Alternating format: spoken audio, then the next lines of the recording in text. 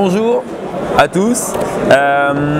Moi aujourd'hui je voulais faire une petite démo un peu différente que juste montrer comment on manipule de la peinture, comment on aboutit à une technique ou une autre. J'aimerais parler de diorama parce que je trouve que c'est dans la peinture de figurines et dans plein d'autres trucs quelque chose de très complet et de très intéressant à appréhender.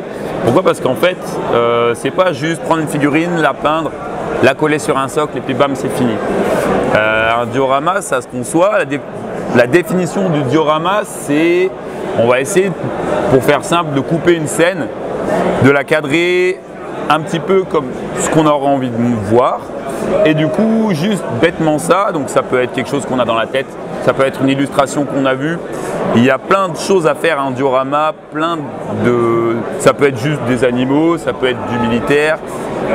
C'est quasiment infini comme possibilité. Après, ce qui est cool aussi avec le diorama, c'est qu'on va se frotter à autre chose que juste des pinceaux, de la colle et un scalpel. On va devoir user de plein de petites techniques, de matériaux différents pour essayer d'arriver à l'image qu'on aimerait donner à notre diorama. Alors un diorama, on commence d'abord par une idée ou un concept qu'on a trouvé donc sur une image. Alors par exemple, là voilà ce diorama. Moi j'ai rien inventé. Ce diorama en fait c'est un concept 2D. C'est un dessin qui est dans le jeu Infinity que moi j'ai juste matérialisé en 3 dimensions. Donc là la grosse difficulté sur ce diorama par exemple c'était de donner l'aspect de hauteur, de liberté, de montagne et tout ça. C'est ce qu'on cherche dans un diorama, c'est-à-dire qu'on ne fait pas un diorama juste pour peindre des bonhommes. On va essayer à chaque fois de se donner un petit challenge pour toujours apprendre plus, essayer de manipuler des nouveaux produits, etc. Donc là j'en ai amené pas mal. On fera une petite review d'un peu tous, surtout de l'histoire qu'ils ont, parce que j'ai des trucs qui sont très très vieux et des trucs qui sont très récents. Et après j'en ai amené un qui est en cours de conception. Donc pour vous montrer à peu près comment j'essaye de tout prévoir de A jusqu'à Z. Pourquoi? Parce qu'un diorama, si on ne le prévoit pas, on va se retrouver embêté à un moment ou à un autre avec quelque chose qui ne va pas coller. Soit on va avoir avancé une partie du travail qui ne va pas être adaptée à ce moment-là. Donc il faut essayer de vraiment tout planifier du début jusqu'à la fin avant même de commencer quoi que ce soit. Généralement un diorama on va le commencer par un petit croquis. On va essayer de prendre une petite feuille, le dessiner à peu près. Alors c'est bête parce que du coup j'ai oublié la petite feuille que j'avais préparée pour celui-ci. Et une fois qu'on a un croquis, on va essayer déjà peut-être dans un premier temps de faire une fausse mise en 3D. La fausse mise en 3D, ça va être, on va prendre déjà un volume adapté à peu près à ce qu'on aimerait cadrer dedans. C'est rare quand ça tape bon du premier coup. C'est-à-dire que du coup, avant de commencer, il y a vraiment ce process de on essaye, on dispose déjà. Alors c'est vrai qu'à la base du diorama, avant même de commencer, il faut essayer de se procurer les figurines qu'on va mettre dedans, ça c'est super important. Et après, on va commencer à les placer une fois, 2 fois, faire, défaire. Celui-ci par exemple, c'est un diorama sur les Watchmen que je suis en train de faire. Donc il y a tous les personnages principaux de Watchmen. C'est une boîte qui est toute faite, qui est de chez Night Models, que j'ai trouvé super belle et j'ai eu envie de les mettre en diorama. Là je suis en train de, du coup, j'arrive en fin de conception, c'est-à-dire que j'ai commencé la peinture. On engrange un processus qui est vraiment la fabrication finition, mais avant ce process-là, j'ai eu beaucoup de réglages. Au début c'était juste un bout de bois avec un trait de crayon dessus, de la pâte à modeler pour mettre des faux volumes et des essais. On prend des photos, on essaye. Et tant qu'on n'est pas calé sur ce qu'on aimerait bien donner, on recommence. Le but aussi d'un diorama, c'est de faire attention à ne pas se disperser. Pourquoi? Parce qu'en fait, si on fait un diorama grand comme ça, pour au final, le truc important, c'est un truc dans un coin, eh ben, on va perdre un petit peu l'intérêt, le focus du truc. Donc vraiment ce process de gymnastique, j'essaye, je recommence, j'envisage un autre angle ou une autre taille. Ça c'est très important dès le départ. Pourquoi? Parce qu'un diorama, il ne faut pas qu'on perde l'action, il ne faut pas qu'on perde ce qui est important à voir. On voit beaucoup de dioramas immenses. Moi j'en ai fait quand j'étais avant ce genre de truc, je faisais des dioramas immenses où il y avait plein de choses à regarder partout. Au final c'est super déroutant. Et puis à la fin on se disperse, c'est-à-dire qu'on a tellement de travail de partout, on veut tellement faire qu'il n'y a rien qui est fait vraiment comme il faut. à la profondeur où on aimerait la donner. Donc c'est vrai que maintenant j'ai tendance à réduire mes tailles de diorama parce que je me rends compte que du coup sur des petites tailles, on peut travailler plus finement et avec plus d'attention que si le travail il est trop gros et fatigant. Au bout d'un moment on en a marre tout simplement et il y a quelque chose qui ne sera pas fini, il y a le machin. Donc celui-ci, ouais, par exemple, il est en cours de fabrication. Je vais vous montrer où j'en suis un petit peu derrière. Voilà. Est-ce que déjà à partir de là, il y a des trucs qui ne sont pas très clairs pour vous? Est-ce que je peux continuer? Vous avez des questions? Ok. On en était où? Alors, en diorama, on va être surtout dans un premier temps, avant de monter notre décor et d'adapter notre figurine, il faut qu'on trouve un socle, une façon de le présenter. Il y a plein de façons de présenter un diorama. Ça peut être bêtement une cale en bois comme ça. Donc là, vous voyez, c'est juste un bloc en bois avec une feuille cartonnée derrière. Ça, c'est une présentation très simple qui est toujours très efficace. Le fond derrière, il n'est pas obligatoire, mais il va donner une immersion. C'est-à-dire qu'un diorama, comme je vous l'ai dit, ce n'est pas juste une figurine qu'on va poser sur de l'herbe ou des dalles. Avec un diorama, on va essayer de créer une ambiance, une histoire, adapter du storytelling pour que du coup, la personne qui regarde le diorama, il se dise « ce mec, il vient de là, il fait ça », on va pouvoir imaginer l'avant mais aussi l'après. Et ça, c'est très important dans un diorama. Alors, il y a des trucs plus réussis que d'autres, parce que moi aussi, j'ai appris beaucoup en beaucoup d'années. Là, il y a des dioramas qui ont 15 ans, même plus. J'ai appris beaucoup. Je les aime toujours autant, mais c'est vrai qu'avec l'évolution, on apprend aussi ce processus de « Ah ouais, mon diorama, il raconte rien ». Les premiers que je faisais, alors c'était un bazar incroyable avec plein de figurines, des actions de partout, mais au final, quand on l'a dans la main, on ne sait même pas quoi en faire. On ne sait pas c'est quoi l'histoire, il y a trop de paramètres. Donc du coup, attention au storytelling. Alors par exemple, on va prendre un truc tout débile. Donc ça, c'est un vieux truc aussi. Mais alors, ce diorama, il s'appelle Maria El Rastaman. Alors, là, il y a deux choses sur le diorama, c'est une simplicité d'exécution, c'est-à-dire que là, au niveau modélisme, il n'y a rien de compliqué.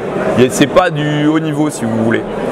Là, ce que j'ai voulu faire, c'était, à la base, c'était un challenge que m'a mis un pote. Là, la petite histoire de ce diorama, c'est Maria. Alors, je vous raconte ce qui se passe dans ma tête quand je conceptionne. Maria, qui est donc une sorte de femme portugaise qui se balade dans la rue et qui s'est pris un petit cactus sur la tête, voilà, parce que notre ami copain Rastaman, qui est en train de rêvasser, a simplement fait tomber le pot. Voilà. Donc c'est une histoire toute débile, mais du coup c'est quand même quelque chose de cousu. C'est-à-dire que pour moi, quand je m'imagine ça, alors encore une fois, je ne fais pas un diorama pour les gens. C'est-à-dire que moi j'aime me raconter des histoires. Si j'arrive à moi me raconter mon histoire et à la faire comprendre par les gens, pour moi mon diorama il est réussi. On n'a pas besoin d'avoir un niveau d'excellence de fou quand on aime ce genre de discipline. Pourquoi? Parce que du coup, ouais, c'est juste une histoire de compréhension en fait. Si la compréhension elle est bonne et que les gens ils saisissent ce qu'on a voulu raconter, en fait c'est tout gagné. Donc après, si en plus c'est joli et bien réalisé, tant mieux. Mais bon, alors là voilà, petite histoire un petit peu bête. Donc le Rasta qui rêvasse en fumant et puis du coup ça tombe sur cette pauvre Maria. Donc voilà, un petit diorama tout bête. Ça c'est un diorama qui m'a pas pris beaucoup de temps clairement. Je dirais on est à peu près une vingtaine, une trentaine de travail. La peinture est allée très vite. Mais c'est un diorama, même si c'est loin d'être un de mes plus beaux, que j'ai adoré faire et que j'arriverai pas à me séparer parce que du coup c'est une histoire qui me parle. J'ai l'impression d'être à côté de chez moi, voilà. Donc on est loin de la fantaisie, tout ça. Mais du coup, rien que ça déjà, pour moi, c'est quelque chose qui va normalement en storytelling être quelque chose de déjà abordable pour pas mal de gens. Après, on peut complexifier énormément, mais voilà, petite scénette sympa à faire. Encore une fois, ce genre de petits trucs, quand vous voulez commencer les dioramas, c'est très bien. Vous n'avez pas besoin de plus de place que ça. Là, ça ne rencontre pas grand-chose. Pour moi, c'est juste un paysage. Vous voyez, j'ai trouvé les figurines trop belles. J'avais envie de leur donner leur cadre de là où elles sont. Alors ça, le storytelling, il n'est pas très poussé. Mais du coup, on a une ambiance qui est autre que on les pose sur un socle avec du flocage. Là, on a une impression d'immensité, de grand air, tout ça. Je trouvais que ça adaptait bien les figurines. Alors encore une fois, c'est sans prétention, parce que ça, c'est un truc qui m'a pris une petite quinzaine d'heures. J'ai pas poussé plus la peinture que ça, mais voilà. Un petit diorama comme ça, c'est zéro prise de risque au niveau investissement et on n'est pas trop dérouté, on ne peut pas trop perdre notre route. Donc si vous aimez ou vous avez envie de commencer un peu les dioramas, moi j'engraine un peu parce que je trouve que c'est quelque chose qui se fait de moins en moins. C'est-à-dire que ça demande du travail, ça demande de l'investissement et on en voit de moins en moins des dioramas. Donc voilà, moi je vous encourage qu'à essayer parce que c'est des super disciplines. Et puis commencer avec des trucs simples comme ça va très bien. Vous pouvez le faire passer, hein, pas de problème. Alors, donc, les matériaux pour les dioramas. Il n'y a pas de matériaux à tout faire dans un diorama. C'est souvent aussi ce que j'aime bien dans la conception, c'est du scratch building. C'est-à-dire qu'il n'y a pas un matériel qui va nous faire notre diorama. On va se servir des trucs assez récurrents tout le temps, ça va être le bois. Alors celui-ci par exemple, il a un socle en bois, ok, un fond en bois. Le bois, ça va être un des référents tout le temps. Pourquoi? Parce que ça nous fait des blocs, des trucs, encore du bois ici. Alors celui-ci, c'est un peu différent. Là, vous voyez par exemple celui-ci, alors ce diorama, il est complètement fait de briques et de broc. C'est-à-dire que là, on a une scène finie, bon, on fait attention à ce qu'il y a. Si je vous montre l'intérieur, vous voyez, c'est vraiment fait de briques et de broc. Donc là, je ne devrais pas vous montrer cette partie moche du truc parce qu'elle n'est pas… Mais c'est intéressant de savoir que du coup, voilà, un diorama, il n'y aura jamais le socle parfait qu'on va trouver quelque part qui sera adapté à ce qu'on veut faire. Sauf quand on fait un petit truc comme ça, si on commence à faire des gros trucs, il va falloir nous entreprendre la façon de présenter notre diorama avec un truc fait sur mesure. Et ça, il n'y a personne qui va pouvoir vous le faire. C'est à vous de vous débrouiller à chaque fois pour trouver dans votre idée. Alors là, par exemple, vous avez compris l'histoire. Ça se passe dans un Space Hulk. Alors, je devrais peut-être faire comme ça, je sais pas. Vous voyez à peu près comme ça. Donc ça se passe dans un Space Hulk, c'est une mission de sauvetage. Donc du coup, l'histoire est toute bête. Ils ont voulu secourir ou voir ce qui se passait dans ce Space Hulk. Ils sont tombés sur un groupe de Gene Stealer. Et là, ils sont en pleine embuscade, c'est-à-dire qu'en plus, on a juste la fin d'une escouade. Alors voilà, l'histoire elle est un peu loin parce que du coup, une escouade de Terminator, normalement, ils sont censés être 5. Là, ils sont plus que 2 et ils sont vraiment dans une position, voilà. Moi, j'avais vraiment envie de donner une impression de hauteur. J'avais envie d'une situation où on se sente à l'étroit. Un truc un petit peu ambiancé avec des lumières qui sont artificielles. Là aussi, j'avais besoin de hauteur. Donc concrètement, voilà, on a fait juste un bric-à-brac. C'est tout du bois, du plastique découpé, recollé. Et après, devant, on va habiller avec tout ce qu'on peut. Comme je vous dis, c'est du scratch build. Là, vous voyez, c'est des tuyaux, c'est des petits tuyaux en cuivre. Là, il y a des rondelles en métal. Là, c'est des… Alors moi, je suis ancien menuisier, donc j'avais beaucoup de matos. Il y a des petits grillages, des cales à vitrage. Il y a beaucoup de trucs qui sont de la récup. Mais pour les dioramas, c'est vraiment un truc qui est cool. C'est ce côté bricolage, bidouillage, comme ils font les scratch builders. Nous, on va avoir un peu cette tendance à faire un peu de récup, prendre un peu de ça, un peu de ci. Et avec la somme de tout, on arrive à faire des super décors. Par contre, il faut être un petit peu ingénieux. Il ne faut pas hésiter à aussi, des fois, racler un petit peu ce que les gens ils jettent dans les poubelles. Ça, c'est très intéressant parce que du coup, j'aime bien aussi recycler les matériaux, tout ça. Puis ça veut dire qu'aussi, quand on achète un socle d'expo sur une figurine, on va y mettre des fois 20 voire 30 €. Un socle de diorama, si on est un peu bricoleur et qu'on a des idées, ça ne coûte rien. C'est zéro. Et c'est surtout très intéressant de l'adapter exactement à ce qu'on va faire. Donc là, par exemple, celui-ci, c'est du bric-à-brac. Celui-ci, c'est un énorme bric-à-brac aussi. Ce diorama-là, à la base, alors il n'y a pas de bois, c'est du fil de fer pour la grosse globalité du truc.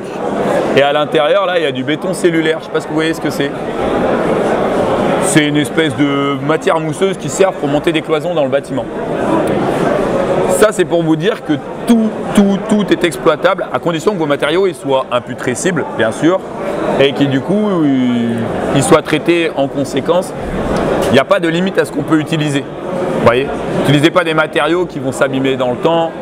Les fleurs, les trucs comme ça, c'est très dur à garder. Donc ça, à la limite, après, ça se remplace. Mais dans l'optique, tout est utilisable. Celui-ci, la base de ce diorama, je l'ai fait sur un chantier. Pendant que je bossais, juste en récupérant des trucs par terre. c'est né de rien. Donc après, il y a un gros tas de pâtes à sculpter dessus. Il y a des éléments que j'ai achetés, notamment les petites feuilles comme ça, la photo des coupes. Ça, c'est des trucs que j'ai achetés. Mais grosso modo, voilà. Alors ce diorama-là, il m'a coûté, en tout et pour tout, allez, une dizaine d'euros. Ça ne coûte rien. C'est tout sculpté. Il m'a coûté 2 ou 3 pains de Fimo, un petit peu d'enduit, 2 figurines de récup et encore, c'est que des bouts. Voilà, ça c'est gratuit. Par contre, il faut y passer le temps et planifier un peu son truc. Mais c'est ça aussi qui est bien, c'est que du coup, c'est vraiment, ouais, c'est gratuit et bon après, ça prend du temps. Est-ce que tu peux me rappeler si la Fimo est durcie à l'air ou au four? Alors la Fimo pour la sculpture, alors j'allais venir aux pâtes à sculpter pour les dioramas, mais là du coup oui, la Fimo c'est une pâte qui va se durcir uniquement au four à basse température. Après souvent pour les dioramas j'ai quand même tendance à utiliser des pâtes à ne pas cuire. Pourquoi? En fait ça va être un très bon exemple. Pourquoi? Parce qu'en fait en fonction des matériaux, tu ne vas pas pouvoir tout le temps mettre tes matériaux au four. Exemple, ce socle là, alors voilà, encore de la récup. Voilà le socle de ce magnifique diorama, c'est une boîte de Quality Street. Mais la petite histoire de cette boîte, c'est que c'est une boîte qui a au moins 30 ans, qui traînait dans un grenier. Donc en gros, moi j'aime bien faire des dioramas. J'ai un tas de bric-à-brac incroyable chez moi, mais incroyable. D'ailleurs j'ai du mal à acheter les trucs. Voilà, ça c'est une boîte de bonbons. Au début j'avais appris un joli socle en bois pour faire ce diorama. Je suis tombé sur cette boîte de bonbons. Donc là que j'ai juste mis, ouais, c'est du carton plume avec hop, pour boucher. Et après derrière, tout le dessus ça va être du coup des éléments de plastique parce que c'est quasiment tout en plastique. Et là on est sur une pâte à sculpter qui est du milliput. Alors le milliput, très très gros copain pour les dioramas. Pourquoi? Parce que c'est une pâte à sculpter qui va durcir toute seule, mais aussi qui va se façonner et vraiment très bien, qui va avoir des jolis angles, on va pouvoir le poncer, on va pouvoir percer dedans. Donc pour moi, matériel indispensable dans les dioramas en pâte à sculpter, c'est pas la Fimo mais c'est le milliput. Milliput c'est un gros copain. Après en matériaux on va pouvoir parler plein de trucs, hein. Genre par exemple, là je vais essayer de vous montrer comment j'ai conçu celui-ci maintenant. Si vous avez des questions, vous n'hésitez pas à vous me couper, hein, parce que moi je déblatère mon truc, voilà.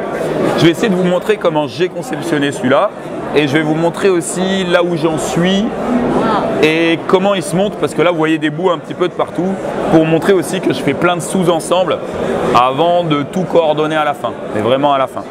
Tu prends quelle dureté en milliput?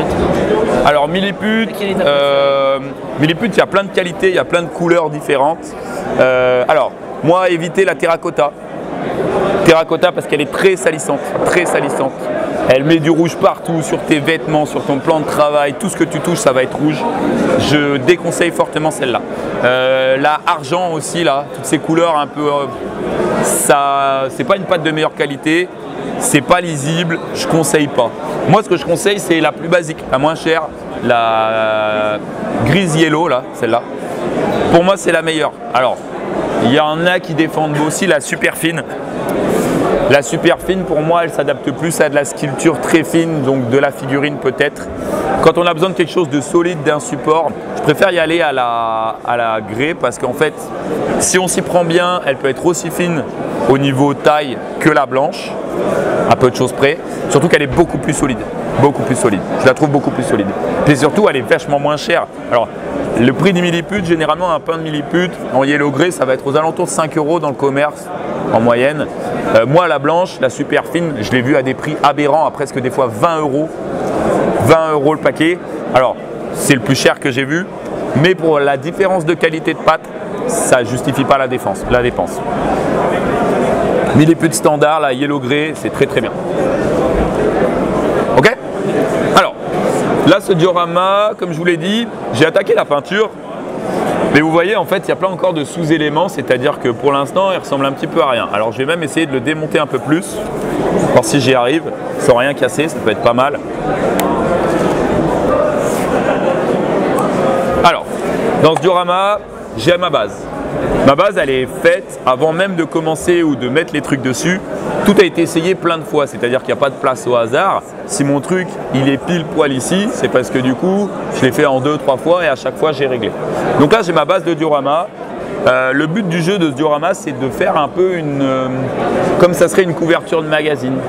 C'est-à-dire que moi là j'imagine, alors j'ai encore pas tous les éléments, mais j'imagine du coup les Watchmen face à un espèce de groupe de journalistes qui prennent la pause pour faire une devanture de journaux ou un truc comme ça.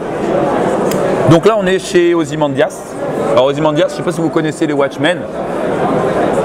Ouais, non. Voilà. Ozymandias, en fait, c'est un des personnages les plus importants de la série. Ozymandias, en fait, lui, son nom, Ozymandias, en fait, c'est Ramsès II. C'est pas une sorte de réincarnation, mais en fait, voilà. Donc, il y a eu de la recherche, moi, dans le diorama. Pourquoi? Parce que du coup, je voulais créer l'ambiance qui collait exactement à la BD en palliant à mes lacunes.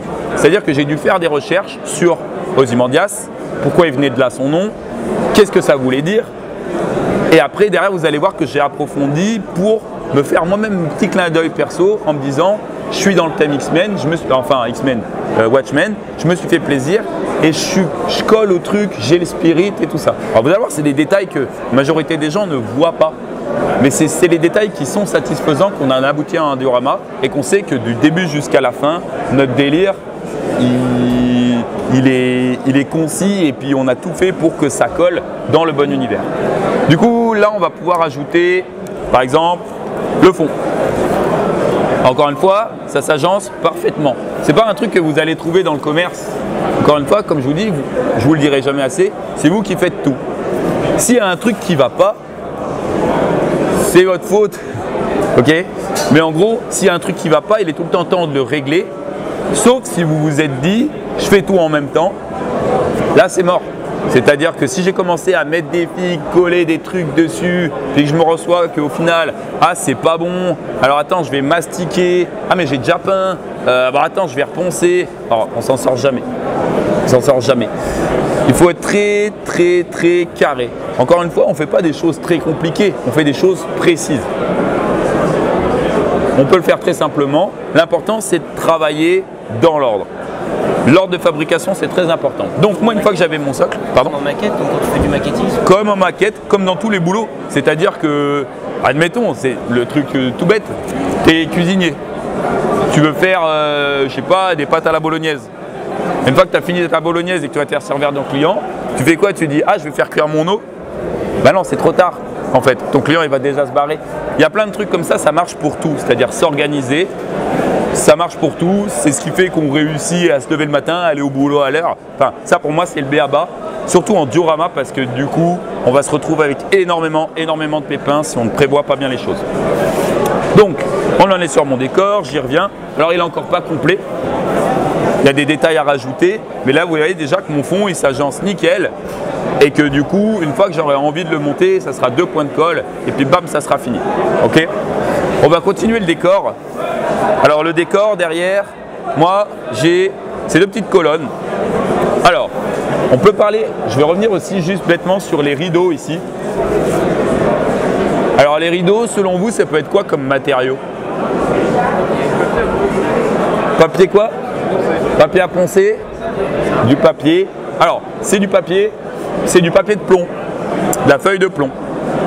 Ça, c'est un super matériau pour justement faire ce genre de tissu, des bannières, aussi pour crafter des figurines, c'est-à-dire qu'il y a beaucoup de gens qui ne sont pas très forts en sculpture, mais grâce à de la feuille de plomb, on va pouvoir vraiment créer des drapés assez facilement. C'est très souple.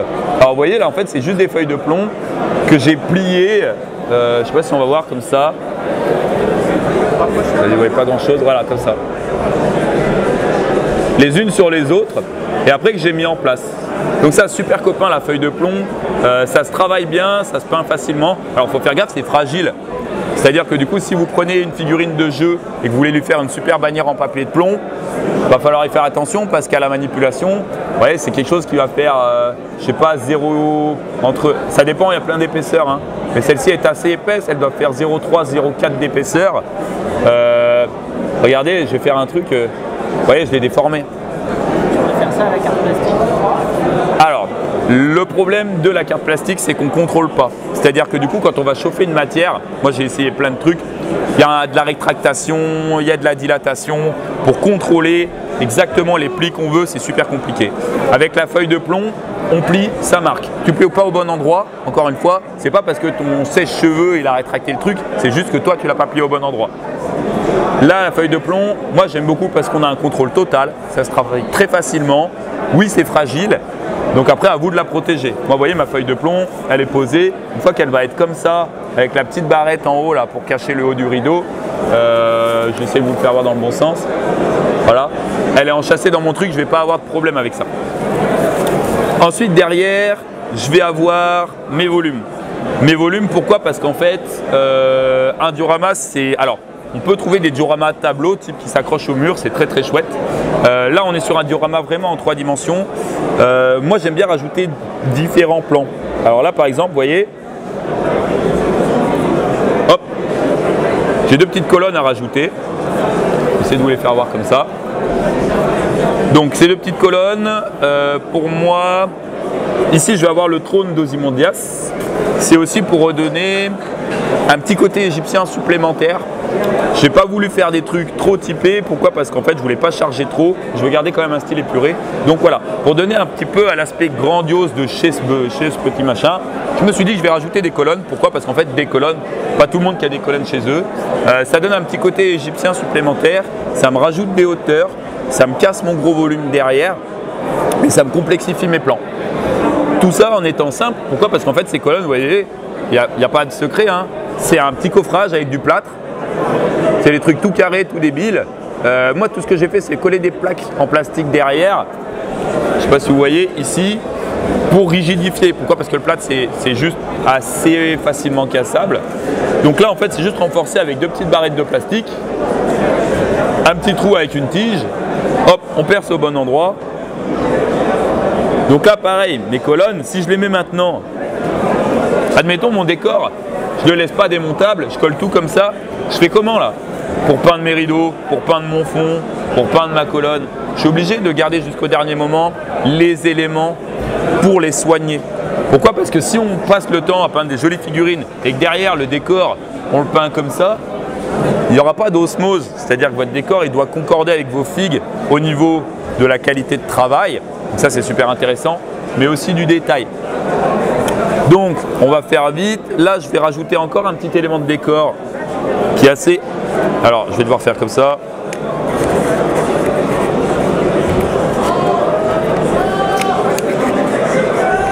Hop. Alors, là, j'ai une petite plaque avec des hiéroglyphes.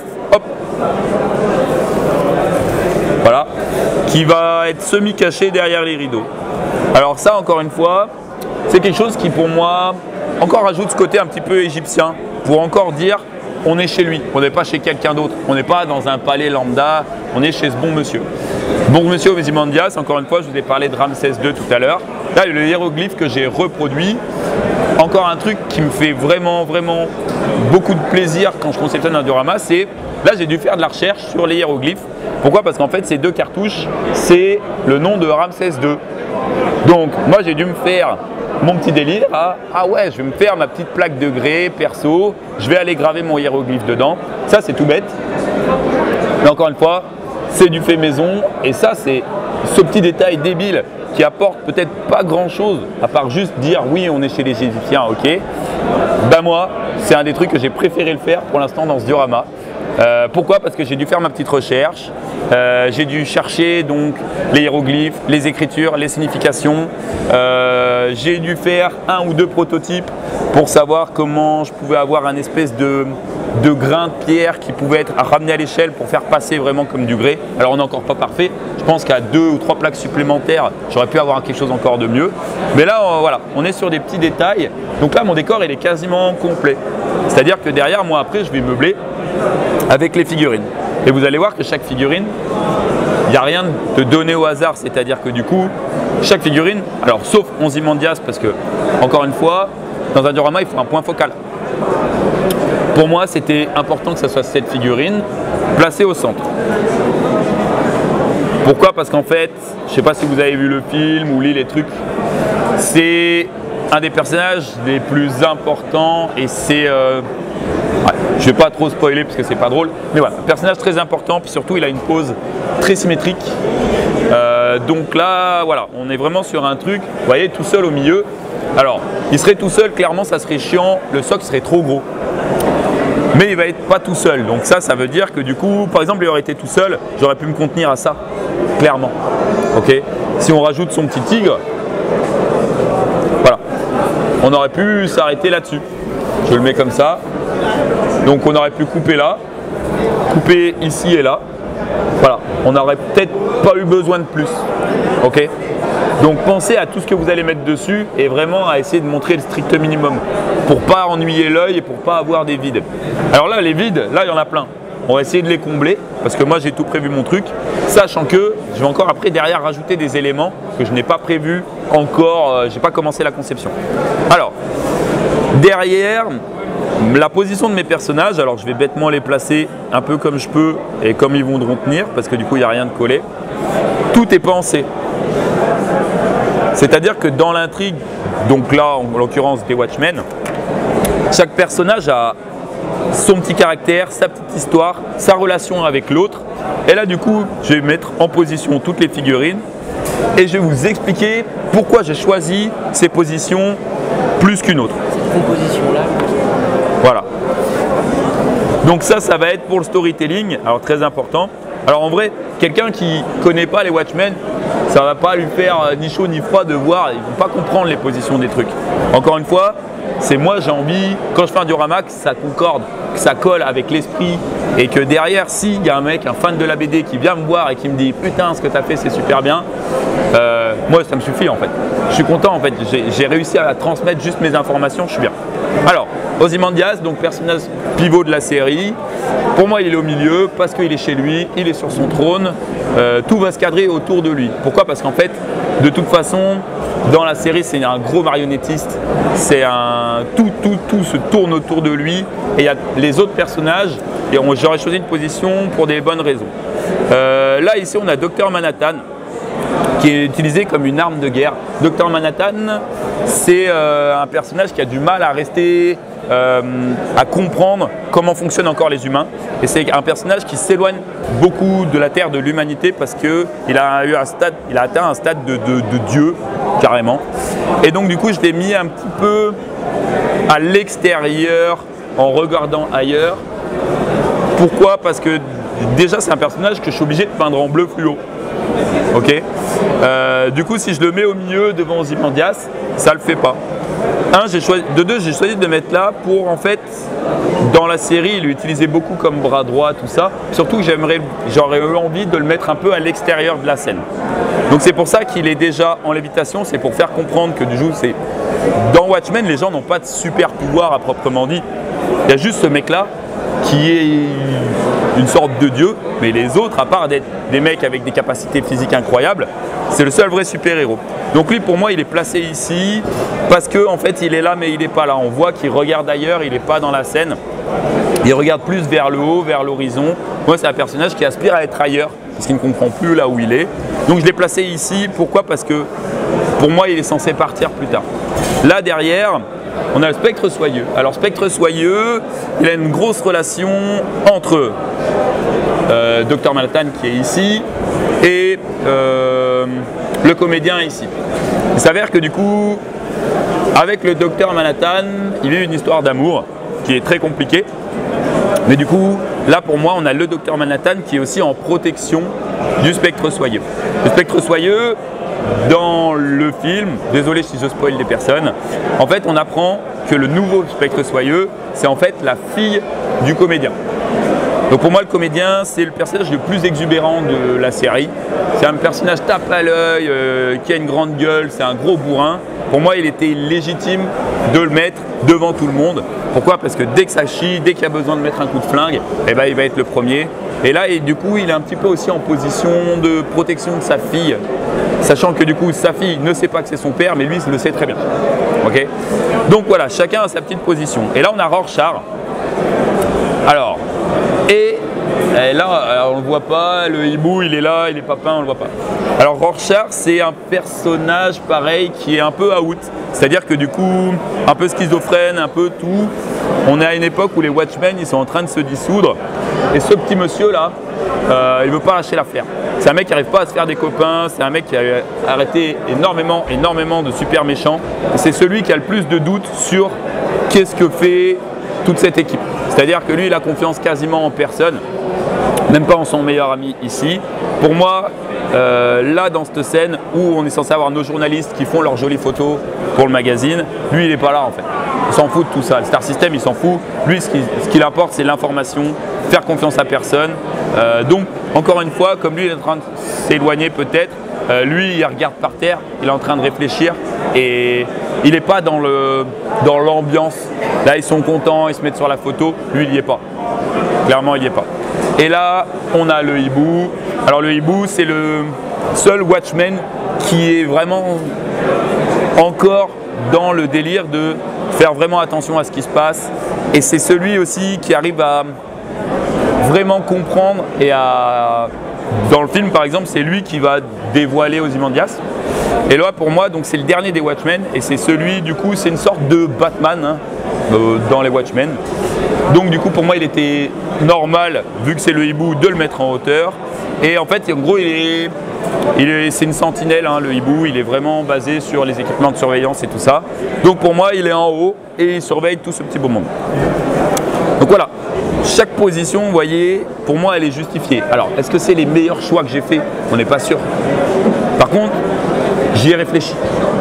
Et ça c'est important. Et je pense que du coup, pour un mec qui connaît la série, j'espère que ça va se ressentir comme ça. C'est juste la lecture de la série. Pardon? C'est juste la lecture de la série. Ouais, voilà. Ouais, encore une fois, parce que moi je suis pas un gros connaisseur de Watchmen. Moi j'ai fait des petites recherches avec ce que j'avais pour moi pour essayer de ficeler mes figurines que je trouvais très jolies dans ce petit diorama et pas dénoter avec ce qui s'est passé dans la série. Si par exemple tu mets les Watchmen comme ça, puis au milieu tu mets Batman, ah ouais tu peux faire un truc joli mais c'est insensé, tu vois. Donc du coup ton diorama plus il a de sens ou plus il s'adapte à ce que tu veux mimer, et ben plus il va être réussi. Ok? On en est où là? Il nous reste du temps, pas de temps. Une question, je vais te dire, il est 10h45. On a encore un peu de temps. Est-ce que déjà vous avez des questions? Des interrogations, des trucs sur les matériaux, des machins? Des matériaux qu'on peut récupérer dans la forêt, tout ça, machin. Est-ce qu'il y a des choses tout ce qui est feuilles, est-ce que justement c'est impossible? Alors, on peut essayer de parler des matériaux organiques. Alors, quel conseil tu as? En matériel de récupération, déjà, pour parler des trucs hors nature, on va avoir